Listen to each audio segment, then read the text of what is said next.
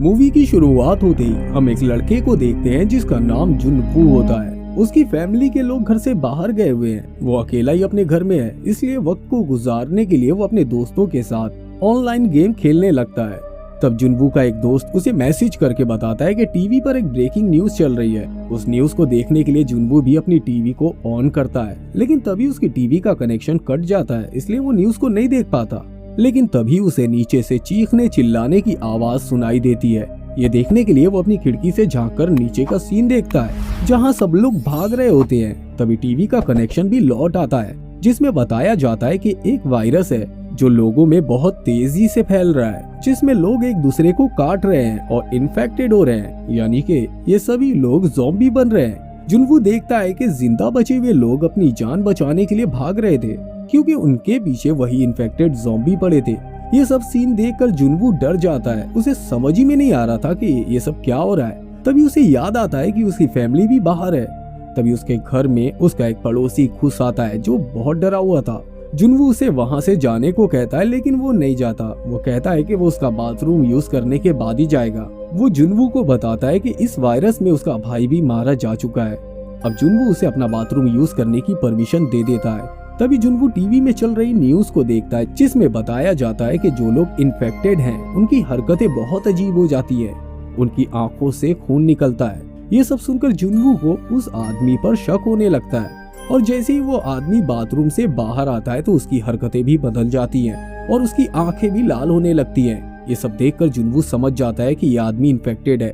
वो उस आदमी को अपने घर से बाहर निकलने को कहता है। वो आदमी घर से बाहर निकलने की कोशिश भी करता है, लेकिन तब तक वो ज़ॉम्बी में कन्वर्ट हो जाता है और जुनवू पर हमला करता है। जुनवू किसी तरह धक्का देकर उसे घर से बाहर निकाल देता है और दरवाजे को अच्छी तरह से बंद करके उसमें लॉक लगा देता है। जुनवू अब अपनी फैमिली को लेकर बहुत परेशान हो जाता है। तभी उसे उसके पिता का मैसेज आता है, जिसमें लिखा होता है कि हम सब लोग सेफ हैं और हमारे आने तक तुम्हें जिंदा रहना होगा। इस मैसेज को देखकर जुनवू चैन की सांस लेता है और अपने आप से वादा करता है कि वो किसी भी तरह करके अपने आप को जिंदा रखेगा। और इसी तरह एक दिन बीत जाता है। दूसरे दिन जुनवू फोन चला रहा होता है, लेकिन तभी वो सोशल मीडिया पर एक पोस्ट देखता है जिसमें वो लोग हेल्प मांग रहे थे। इसके बाद जुनवू भी अपनी फोटो पोस्ट करता है और हेल्प मांगता है और कैप्शन में लिखता है वो खुद को जिंदा रखेगा।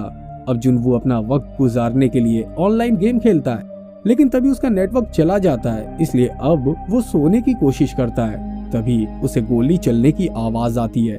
जब वो नीचे देखता है तो लेडी पुलिस ऑफिसर दिखाई देती है, जो खुद को बचाने के लिए उन ज़ॉम्बीज़ पर गोली चला रही होती है, लेकिन बीच में उसकी गोली खत्म हो जाती है और सभी ज़ॉम्बी उस पर टूट पड़ते हैं और उसको मार देते हैं। जुनवू उसे बचाना चाहता था, लेकिन वो चाह कर भी कुछ नहीं कर सकता। तभी एक ज़ॉम्बी उसके घर का दरवाजा खोलकर घुस आता है और वो जुनवू को पकड़ने के लिए दौड़ता है, लेकिन जुनवू अपना दिमाग लगाकर उसे बिल्डिंग से नीचे गिरा देता है। नीचे गिरते ही वो ज़ॉम्बी मर जाता है। अब जुनवू देखता है कि उसका फ्रिज नीचे गिर गया है, जिसमें रखा हुआ खाना भी खराब हो गया था। अब जुनवू के पास ना ज्यादा खाना था और ना ही पानी, और ऐसा करते करते पूरे 10 दिन गुजर जाते हैं। उसके बाद जुनवू के पास बचा हुआ खाना भी खत्म हो जाता है और पीने के लिए पानी भी नहीं बच पाता।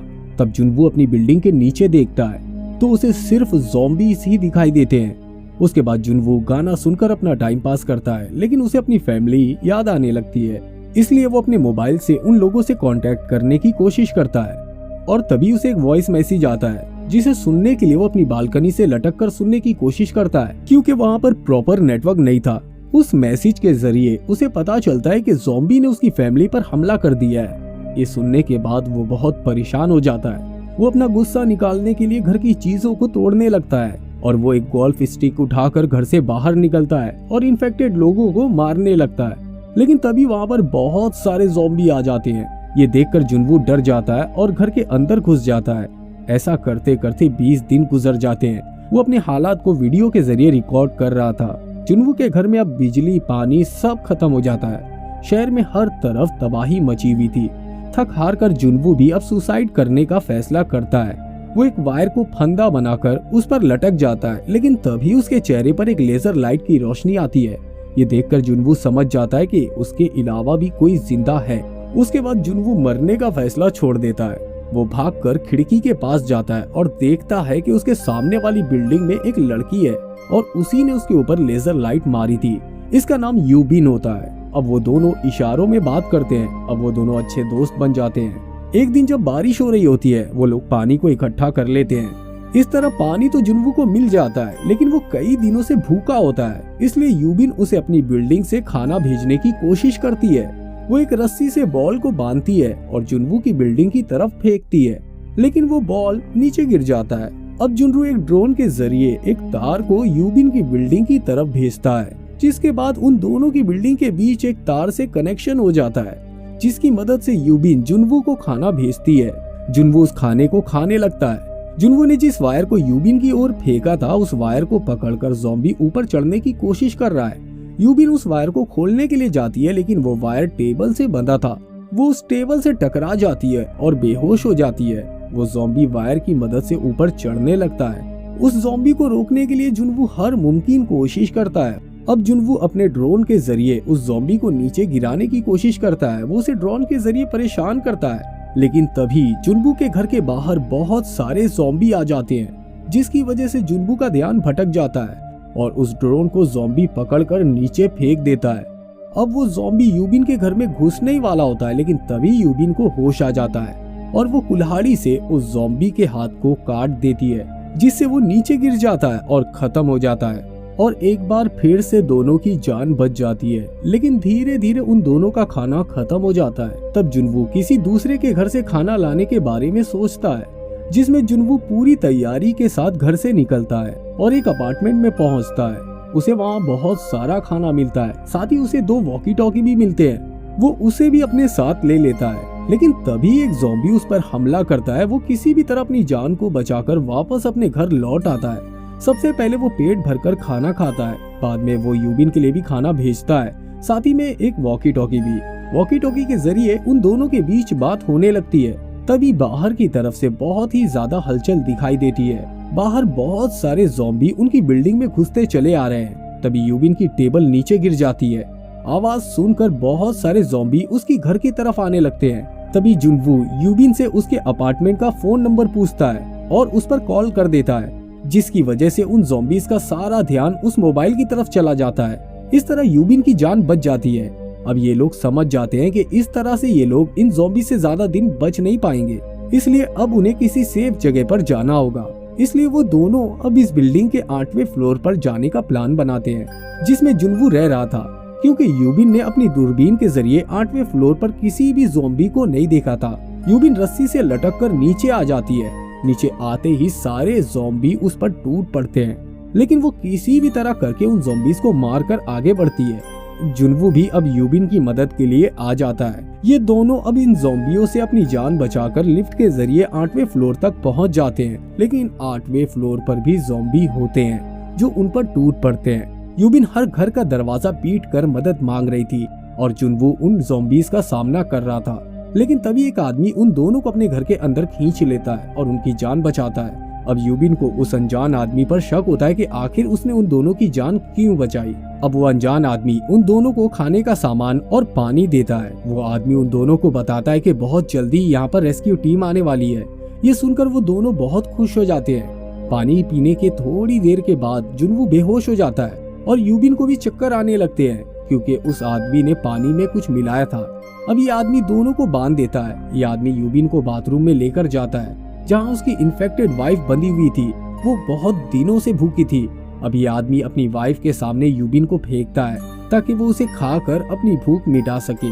तभी जुनवू को होश आ जाता है। वो उस आदमी पर बंदूक तान देता है। वो यूबिन को बचाने के लिए उस रस्सी को पकड़ लेता है जिसमें उसकी वाइफ बंधी हुई थी।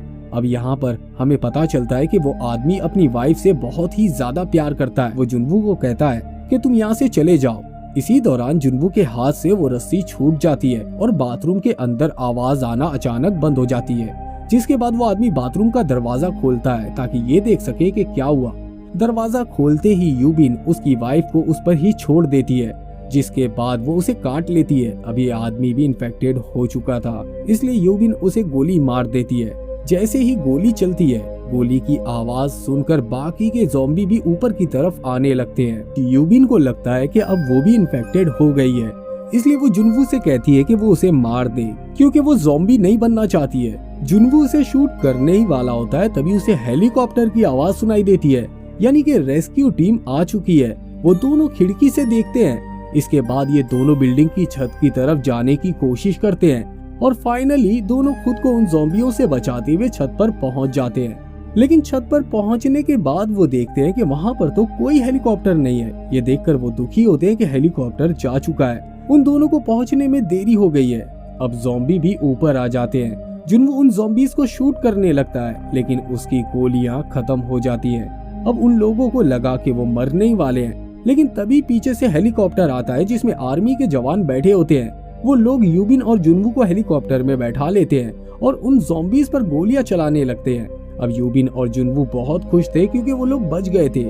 इसी बीच जुन्वू को अपनी फैमिली की याद आने लगती है तो वो दुखी हो जाता है। जुन्वू को पता चलता है कि रेस्क्यू टीम ने उसे सोशल मीडिया पर की गई उसकी पोस्ट की मदद से ही ढूंढा है। ऐसे ही रेस्क्यू टीम फंसे हुए लोगों को ढूंढकर उनकी मदद कर रही है। इसी के साथ ये मूवी यहीं पर खत्म हो जाती है। दोस्तों, अगर आपको हमारा ये वीडियो पसंद आया हो तो वीडियो को लाइक करके चैनल को सब्सक्राइब कर दें और हाँ, बेल आइकॉन के बटन को दबाना ना भूलें। फिर मिलेंगे अगले वीडियो में। जय हिंद।